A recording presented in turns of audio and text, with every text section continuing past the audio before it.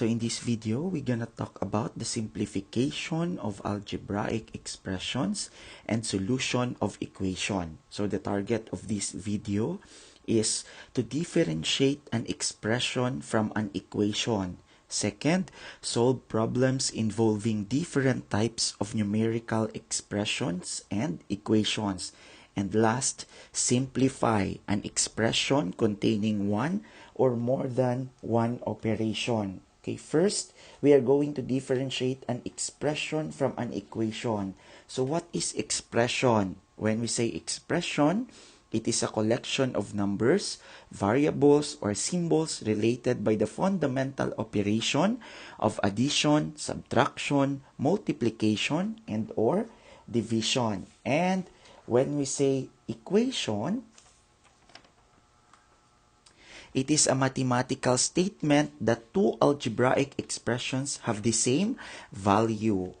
So that is the difference between expression and equation. So now, in mathematics, rules are needed to establish mathematical models and facilitate the solution of problems. One of these rules facilitate by the process of distinguishing terms that can go together before they can be combined. As was taken in the preceding lesson, this process is what we called the combining like terms. So this means that only like terms may be added or subtracted. So example,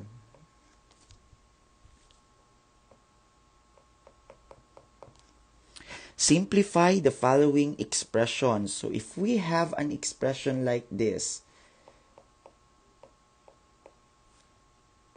how we are going to simplify that? So use the distributive property.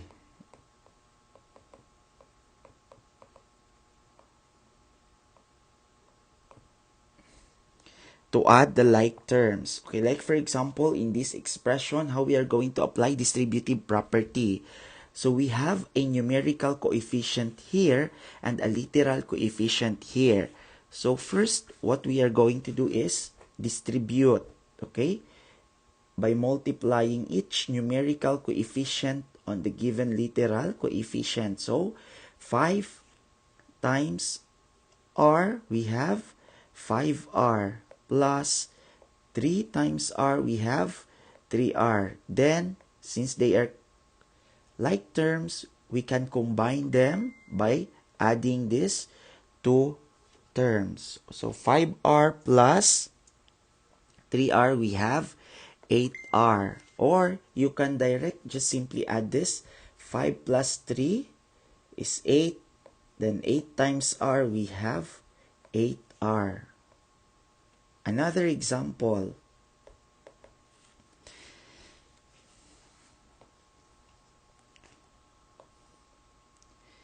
Six plus 4 plus 7 times p. So try to simplify that. Again, we can direct add that inside the parentheses. So 6 plus 4, we have 10. 10 plus 7, we have 17. P. So 17 times p, we have 17p. That's the easiest thing to do to simplify the given expression. And last example, if we have 45h plus 32h squared, can you simplify that? Of course, we cannot be simplified because 45h and 32h squared are unlike terms. We cannot combine that terms because they have the same literal coefficient, but try to look at the exponent. They are different. Therefore, that's the correct answer.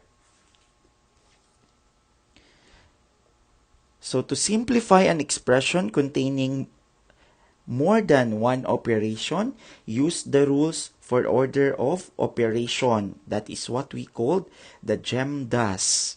So first, work inside grouping symbols. Second, evaluate the power. Third, multiply and divide from left to right.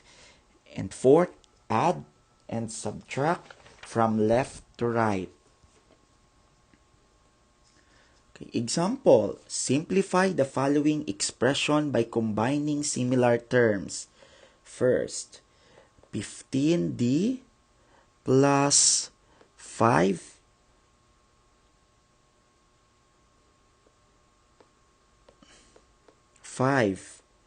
times 3 plus 4d.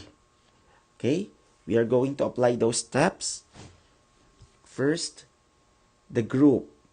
As we look at here, we cannot combine that. Second, try to look at here, multiplication. But what? How we are going to combine that or multiply that using distributive property. So copy the 15d plus 5 times 3, we have 15 plus, since that is positive, therefore put a positive because they are both positive. 5 times 4d. So 5 times 4, then copy the d. Okay, again, simplify 15d plus 15 plus 5 times 4, we have 20d. Because 20 times d, we have 20d. And combine like terms. So these two having a like terms. So 15d plus 20d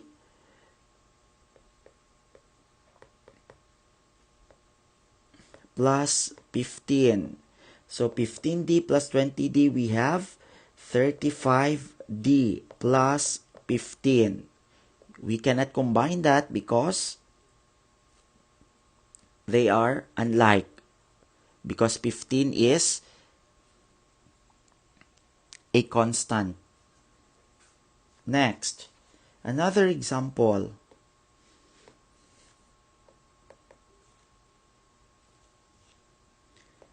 (8e minus 7 minus 3 open parenthesis 6 minus 4e, then close parenthesis. Try to simplify that.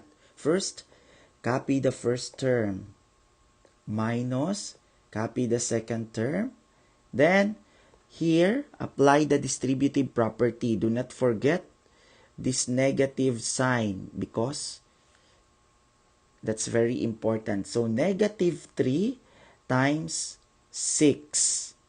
We have negative 3 times 6. Then negative times negative. Since they are both negative, we can make it positive. Then 3 times 4e.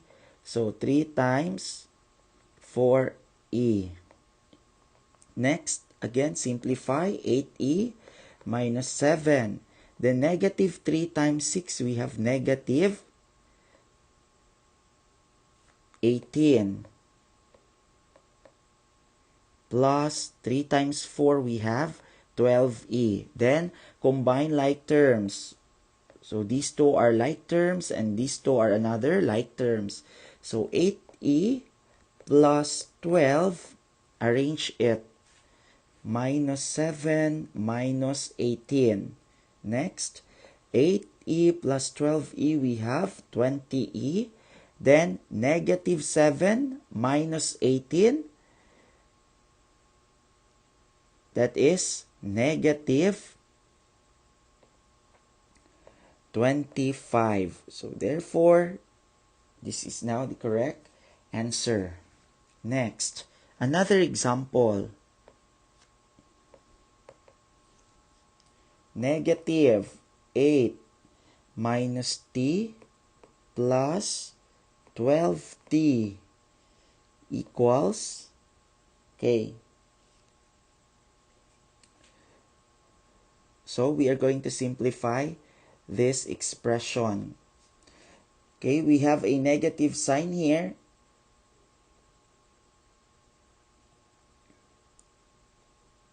And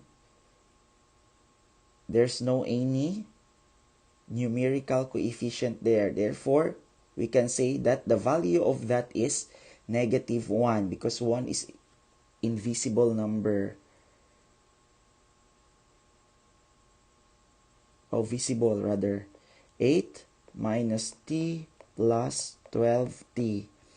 So apply the distributive property here. Negative 1 times 8, negative 1 times 8. Then minus 1, or copy the negative 1 times negative t plus 12t. Then simplify this one. Negative 1 times 8, we have negative 8. Then since they are both negative, we can make it positive. Then 1 times t is t plus 12t. Now combine the like terms. This is the like terms. Copy the constant term. So 1t plus 12t, we have 13t. So this is now the correct answer. Next, last example.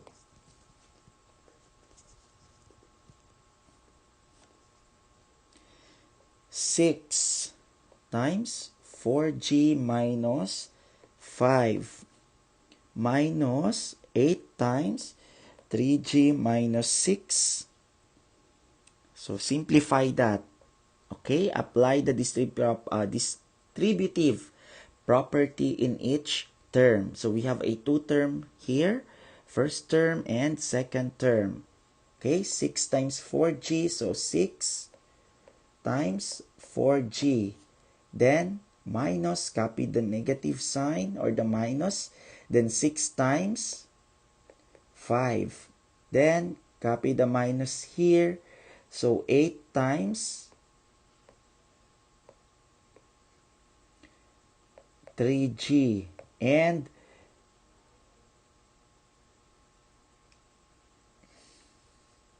negative, try to look at this one. They are both negative, so we can make it positive. Then 8 times 6.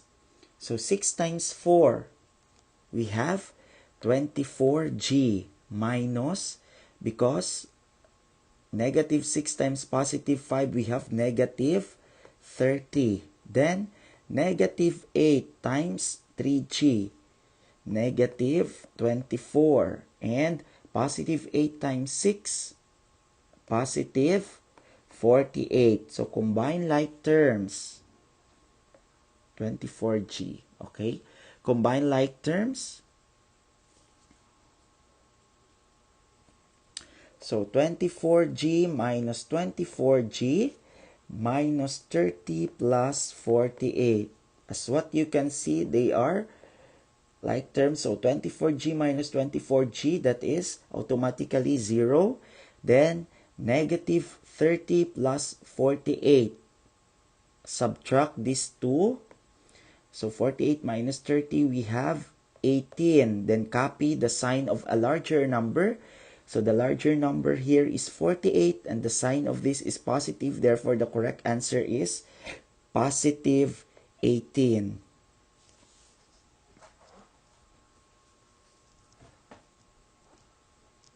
So that is the correct answer. Next, another example. Simplify each of the following expression by applying the order of operation.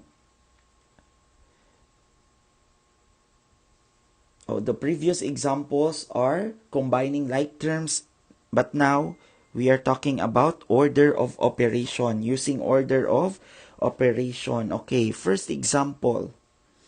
Negative 6 plus 2. Then 2 times negative 4 plus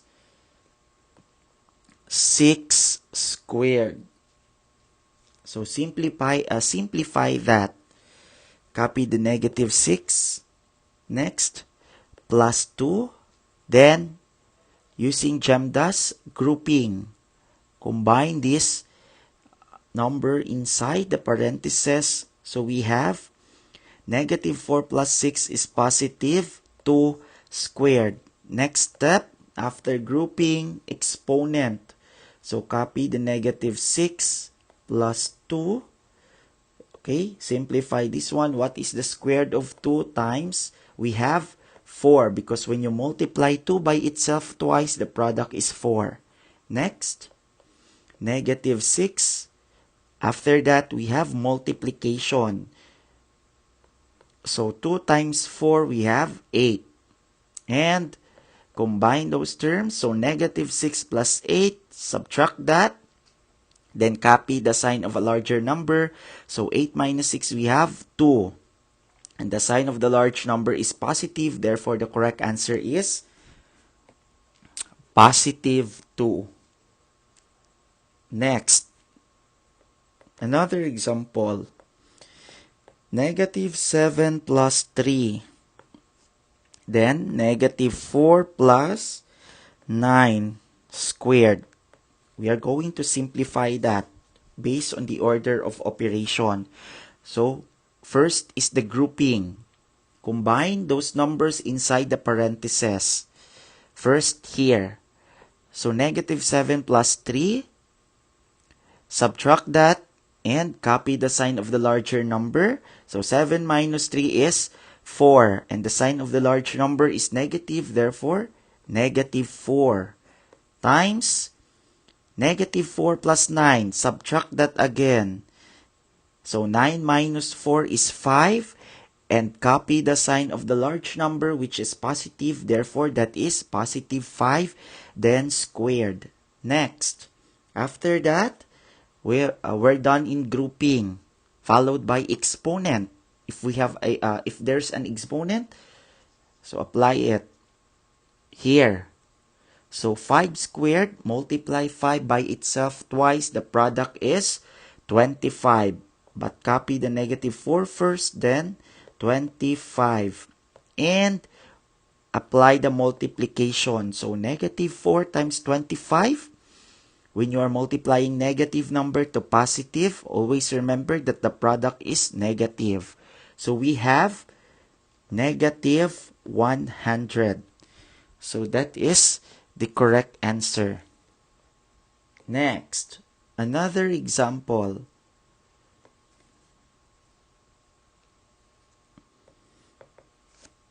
$55 minus 18 divided by 3 minus 9. Simplify that.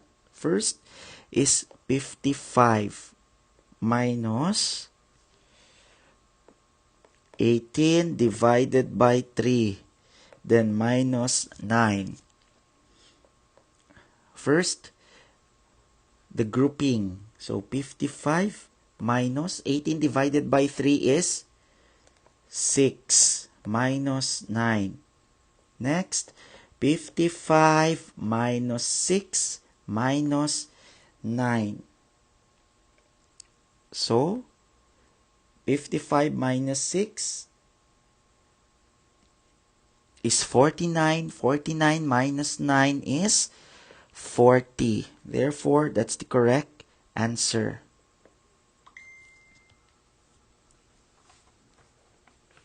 Next. So, to solve for equation or to solve an equation is to find its solution. So, what is the value that makes stated equation true? So, steps in solving an equation. First, combine like terms. Second, use the addition property of equality. And third, use the multiplication property of equality. And fourth, verify the solution by substituting the answer to the variable in the equation. So explore the following. Let's have an example. Solve an equation 5x plus 4x plus 3 equals 30. So this is an equation. It is a combination of two expressions. One expression and another one expression. So first, step 1.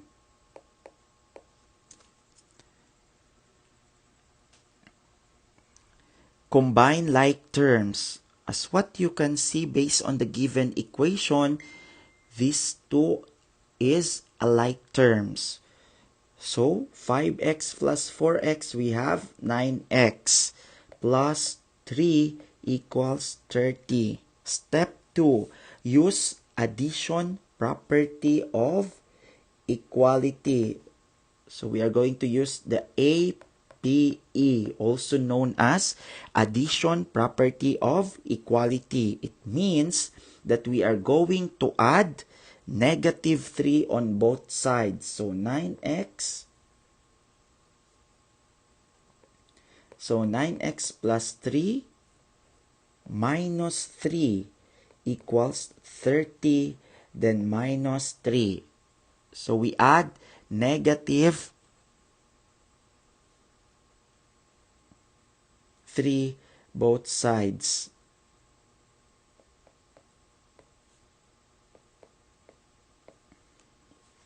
And simplify.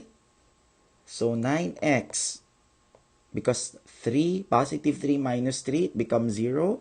Then equal, so 30 minus 3. So 30 minus 3, we have 27. Then simplify, or step 3. Step 3. So 9x equals 27. Step 3 is use the multiplication property of equality.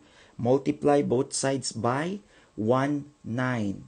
So we are going to multiply this both sides by 1 over 9. Okay? So 1 times 9x, we have 9x over 9 equals 27 times 1, we have 27 over 9. Then cancel this 9. Our x is equal to, so simplify this one. How many 9 are there in 27? We have 3. Therefore, the value of your x is 3. Next, step 4. Since we already got the value of our x and it is equal to 3, so verify the solution. Substitute 3 for x in the given value. So, based on our equation, 5x plus 4x plus 3 equals 30. Then, to verify if they are equal, if this expression is equal to this expression, we are going to substitute the 3 on our x. So 5, change this x based on its value, which is 3, plus 4, then another 3, plus 3 equals 30. And simplify this expression. So 5 times 3 is 15, plus 4 times 3 is 12, plus 3 is equal to 30. Then 5 plus 12, we have 27 plus 3, 30 equal to 30.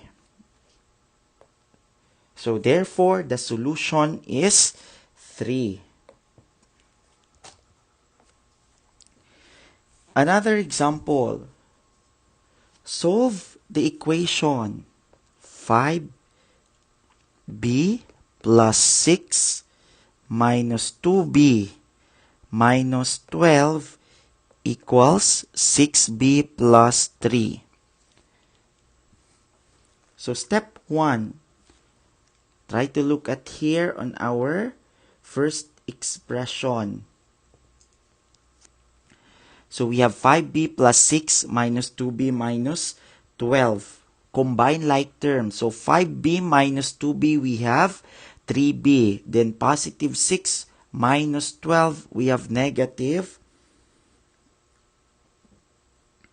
6 equal to the second expression, 6b plus 3. Next, step 2. Step 2 is add positive 6 both sides, or add 6 both sides. So 3b minus 6 plus 6 is equal to 6b plus 3 plus 6. Next, simplify. We have 3b equals 6b plus 9. Then, step 3. Subtract 6b both sides. So, 3b minus 6b equals 6b plus 9 minus 6b. So, 3b minus 6b equals 9. So, 3b minus 6b, we have negative 3b equals 9. Then, step 3 or step 4. So, we have negative 3b equals 9. Step 4 is divide by negative 3. Divide both sides by negative 3. So, negative 3b divided by negative 3.